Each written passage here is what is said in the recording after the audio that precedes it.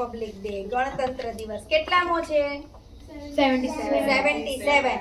બરાબર. તો આજનો કાર્યક્રમ આપણે શરૂ કરીએ એ પહેલા આપણે વંદે માતરમ ગીત ગાવું જોઈએ. એટલે બધા પોતાની જગ્યા પર ઊભા થઈ જઈએ. આવડે તો બોલો ગાવાનું, ઓકે? નો આવડે ને તો તારે ઓકે, ચલો સાવધાન. નીચે મૂકીને સાવધાન.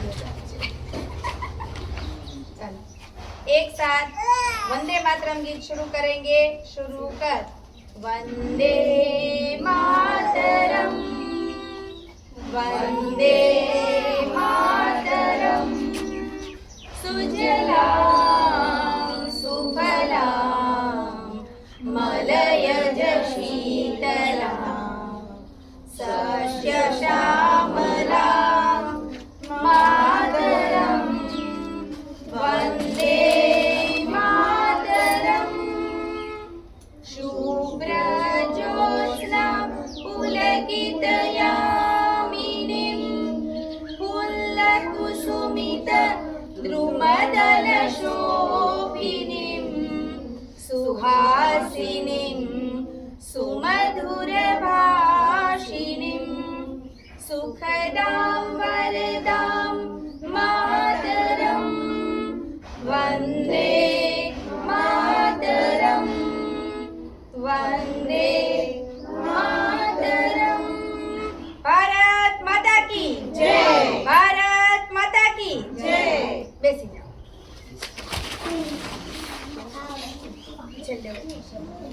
જો હવે સાંભળવાનું, હું જે વાત કરું ને એ બધાએ શાંતિથી.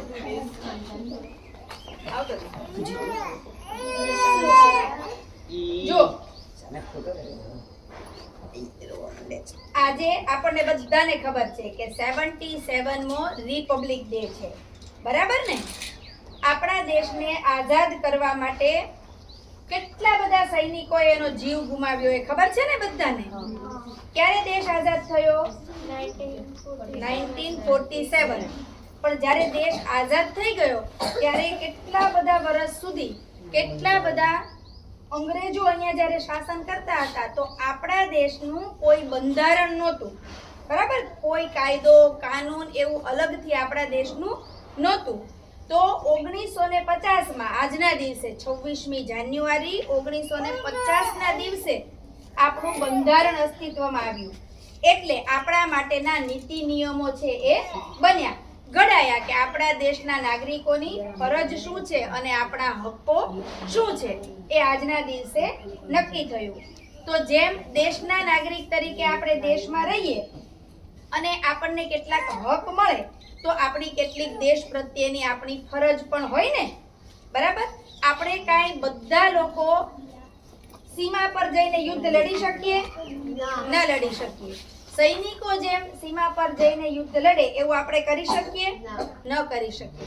તો આપણી ફરજ શું આવે કે દેશમાં જ રહીને, આપણી સોસાયટીમાં જ રહીને, આપણા પરિવારની આસપાસ આપણે દેશ માટે કેવા પ્રકારનું કામ કરી શકીએ? કરી શકીએ ને? જેમ કે સ્વચ્છતા જાળવવી, તો એ દેશ માટેનું એક કામ છે ને. તો પ્લાસ્ટિકનો, વેરી ગુડ, પ્લાસ્ટિકનો ઉપયોગ ન કરવો જોઈએ, સ્વચ્છતા જાળવવી જોઈએ. જરૂર ના હોય ત્યાં આપણે વીજળી, પાણી એના બધાનો ખોટો વ્યય કરવો જોઈએ નહીં. તો જ્યારે આજે આ કાર્યક્રમ પૂરો થાય તો દેશના આદર્શ નાગરિક તરીકે આપણી જે ફરજો છે દેશ પ્રત્યે એના આપણે કેટલાક સંકલ્પો લઈશું કે હવેથી અમે આવું કરીશું નહીં. તો એ પણ જો આપણે આપણી સોસાયટીને, આપણા ઘરને, આપણા દેશને સ્વચ્છ રાખીએ, પ્લાસ્ટિક મુક્ત રાખીએ તો એ પણ દેશ પ્રત્યેની સૈનિક જેટલી જ મોટી આપણી જવાબદારી કહેવાય. તો આપણે આજે એટલા માટે ભેગા થયા છીએ કે હવે આપણે સ્કૂલે તો જતા નથી બધા લોકો. આજે ધ્વજવંદન માટે નાના નાના બાળકો સ્કૂલે નથી જતા. તો આપણને કેવી રીતે ખબર પડે? બરાબર કે દેશ પ્રત્યેની આપણી શું ફરજો છે, આજના દિવસે આપણે શું કરવું જોઈએ. તો એટલા માટે આજે આપણે બધા ભેગા થયા છીએ કે દેશ પ્રત્યેની આપણી ફરજ આપણે શીખવાની છે. બરાબર? તો એટલા માટે આપણે આજનો આ કાર્યક્રમ કર્યો છે. 3 વસ્તુની કદાચ તમને નહીં ખબર હોય. તમે કદાચ સ્કૂલમાં સાંભળ્યું હશે કે અહીંયા તમે જુઓ આપણે સરદાર વલ્લભભાઈ પટેલનો ફોટો રાખ્યો છે. બરાબર? અત્યારે ખબર છે તમને સ્કૂલ દ્વારા શું કામ સરદાર વલ્લભભાઈ પટેલના કાર્યક્રમો થાય છે? કોને ખબર છે? તમારા સ્કૂલમાં ખબર થાય છે છે? કોઈને? સરદાર વલ્લભભાઈ પટેલની 150મી જન્મ જયંતિ 150th બર્થ એનિવર્સરી આપણે આખા દેશમાં ઉજવી રહ્યા છીએ. આપણને ખબર છે ને કે સરદાર વલ્લભભાઈ પટેલે દેશ માટે કેટલું મોટું કામ કર્યું છે. બરાબર, બધા રજવાડાઓને એમણે એક કરી અને દેશને વિભાજિત થતો અટકાવ્યો અને દેશને એક કર્યો. બરાબર, તો એટલે સરદાર વલ્લભભાઈ પટેલની 150મી બર્થ એનિવર્સરી છે. એટલે આપણે સરદાર વલ્લભભાઈ પટેલના કાર્યક્રમો કરીએ છીએ. બીજું, આપણે હમણાં જે વંદે માતરમ સોંગ ગાયું ને, બરાબર ને, આપણું રાષ્ટ્રગીત, તો એ વંદે માતરમ સોંગના પણ 150 વર્ષ પૂર્ણ થયા. કોણે રચના કરેલી વંદે માતરમની? કોને ખબર છે? Very good, Bankimchandra Chattopadhyay. તો એ રાષ્ટ્રગીત લખાયું એના પણ 150 વર્ષ થયા. એટલે બીજી ઉજવણી એની થાય છે સરદાર પટેલનો 150મો જન્મદિવસ, વંદે માતરમ ગીતની 150મી જન્મ જયંતિ, અને ત્રીજું શીખોના 9મા ગુરુ તેગ બહાદુર સિંહ, બરાબર, એમની શહીદીના 350 વર્ષ પૂર્ણ થયા. કેટલા? 350 વર્ષ પૂર્ણ થયા. એનો પણ ઉત્સવ આપણે ઉજવી રહ્યા છીએ. તો અહીંયા મારી પાસે હિન્દીમાં, તમને ગુજરાતી વાંચતા કદાચ ના આવડે, તો આ ત્રણેય વસ્તુ, વંદે માતરમનું મહત્વ, સરદાર વલ્લભભાઈ પટેલનું મહત્વ અને ગુરુ તેગ બહાદુરનું મહત્વ, એના પેમ્પલેટ છે કલરમાં ફોટોગ્રાફ સાથેના. એ તમારે વાંચવા માટે જોઈતા હોય તો લઈ જવાના, વાંચીને પછી એકાબીજાને અંદર આપીને પછી છેલ્લે મને પરત કરવાના. તો એ સાહિત્ય પણ અહીંયા આપણી પાસે છે. તો આ કાર્યક્રમ માટે આજે આપણે બધા જ અહીંયા ભેગા થયા છીએ. અચ્છા, તમારામાંથી કોઈ કઈ તૈયારી કરીને આવ્યું છે? કોઈને કઈ બોલવું હોય, ગીત ગાવું હોય, ડાન્સ કરવો હોય, આવડે છે? તમને કાંઈ પણ 26મી જાન્યુઆરી વિશે કાંઈ પણ કોઈ એક મહાન નેતા વિશે કાંઈ આવડતું હોય તો બોલો. તમે બોલવું છે કોઈને? એમને જેવી ખબર પડે, જેવું આવડે. ખબર હોય તો કોઈને આમ જો એક બે શબ્દ બોલશો તોય ચાલશે. તમે કોઈને ગીત આવડતું હોય તો તમે ગીત પણ ગાઈ શકો. ગીત આવડે છે કોઈને?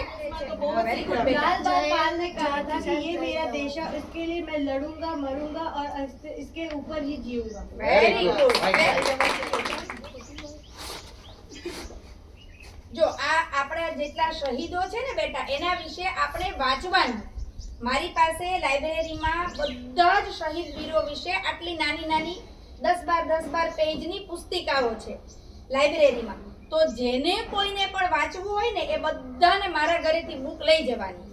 હું તમને લખીને આપીશ, બરાબર? તમારે વાંચીને મને પાછી આપવાની. તો આપણા જે ધાર્મિક ગ્રંથો છે, ભગવદ્ ગીતા, રામાયણ, મહાભારત, એના પાત્રો વિશે આપણને ખબર હોવી જોઈએ. આપણા દેશ માટે જેમણે જાન કુરબાન કરી એવા શહીદો વિશે આપણને ખબર હોવી જોઈએ. આપણું રાષ્ટ્રગીત અને આપણું રાષ્ટ્રગાન એ આપણને મોઢે આવડતું હોવું જોઈએ. આ બધી છે ને બેટા આપણી ફરજો છે જે આપણે કરવી જોઈએ. હવેથી આપણે દર 15મી ઓગસ્ટ અને 26મી જાન્યુઆરી આવો સરસ મજાનો કાર્યક્રમ કરીશું. આજે પહેલી વાર મળ્યા, હવે 15મી ઓગસ્ટે જ્યારે કરીએ ત્યારે થોડા આપણે કાર્યક્રમની પ્રેક્ટિસ કરીશું. તમારામાંથી કોઈ ડાન્સ પરફોર્મન્સ તૈયાર કરશે, કોઈ સરસ નાટક કરીશું, કોઈ સોંગ ગાશે, કોઈ બરાબર ને? નિબંધ બોલવાનો. તો આવી બધી તૈયારી કરી અને આપણે સ્પર્ધા રાખીશું. પછી એના આધારે બધાને ઇનામ પણ આપવાના. તો આપણા દેશ વિશેની એક આદર્શ વિદ્યાર્થી તરીકે આપણને ખબર હોવી જોઈએ. તો આટલી માહિતીઓ આપણે જોવાની અને વાંચવાનું બેટા. તમારે જો બાળ વાર્તાની ચોપડીઓ વાંચવી હોય, શહીદો વિશેની વાંચવી હોય, કોઈ પણ પ્રકારની કાવ્યની ચોપડી વાંચવી હોય, તમને જે ગમતું હોય, નાના નાના ભૂલકાઓ છે તો ચિત્ર સહિતની રામાયણની ને એવી બધી વાર્તાઓ હોય, આટલી મોટી બુક હોય જેમાં મોટા મોટા ચિત્ર હોય અને બાજુમાં વાર્તા હોય, તો એવી ચોપડીઓ પણ મારી પાસે બહુ બધી છે. તો એ તમારે વાંચવા માટે લઈ જવાની, બરાબર? એ આપણે વાંચવાનું અને જાણવાનું. એટલી આપણને તમારામાંથી ઘણા બધાને તો પણ આજના ગણતંત્ર દિવસ વિશે ઘણી બધી ખબર હતી. તો આ માહિતીઓ આપણને હોવી જ જોઈએ, બરાબર? હવે આપણે શું કરીશું? અહીંયા વાત પૂરી થઈ. આજના દિવસનું મહત્વ આપણને ખબર છે. તમારામાંથી કોઈને હવે કઈ રજૂઆત કરવી છે? નહીં. તમે જે જાણતા હો, તમને કઈ ખબર હોય તો એ તમે કહો એમ કે ભાઈ ગણતંત્ર દિવસ પ્રજાસત્તાક દિન જે કહેવાય છે તો શા માટે કહેવાય, મેડમે વાત કરી, પણ તમે કઈ જાણતા હો, કોઈ શહીદ વિશે જાણતા હો તો એ તમે બોલો એમ. એટલે આપણા દેશને જેમ કે આપણા કોઈ કાર્યક્રમ કરવો હોય તેની માટે અમુક નીતિ નિયમો બનાવવા પડે. આવડો મોટો સમગ્ર દેશ ચલાવવો હોય તેની માટે અમુક પ્રકારના નિયમો બનાવવા પડે. એ નિયમનું ઘડતર જે છે એનું પ્લાનિંગ નું જે છેલ્લે કર્યું એ 26મી જાન્યુઆરીએ કર્યું એમ. એ પ્રજાને સોંપવું એમ, એનો દિવસ છે એમ. થઈ જઈશું. એક સાથ ખડે હો,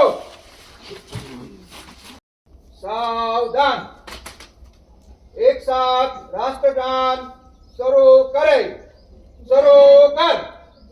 જનમન અધિનાયક જય હે ભારત ભાગ્ય વિધાતા, પંજાબ સિંધ ગુજરાત મરાઠા દ્રાવિડ ઉત્તર બંગા, વિંધ્ય હિમાચલ યમુના ગંગા ઉચ્ચલ જલધિ તરંગા, તવ શુભ નામે જાગે, તવ શુભ આશીષ માગે, ગાયે તવ જય ગાથા, જનગણ મંગલદાયક જય હે ભારત ભાગ્ય વિધાતા, જય હે જય હે જય હે જય જય જય જય હે.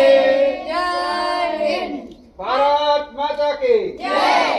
વંદે માતરમ. વંદે માતરમ. ભારત માતા કી જય. ભારત માતા કી જય. ઇન્કલાબ જિંદાબાદ. ઇન્કલાબ જિંદાબાદ. એક સાથ વિશ્રામ. બેઠ જાઓ.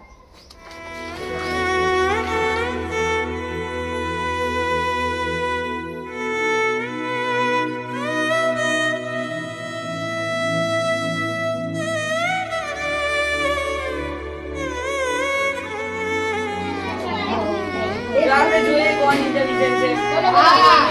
Writer of the Indian constitute. BR Ambedkar उसका नाम नहीं पता middle colour of a flag. White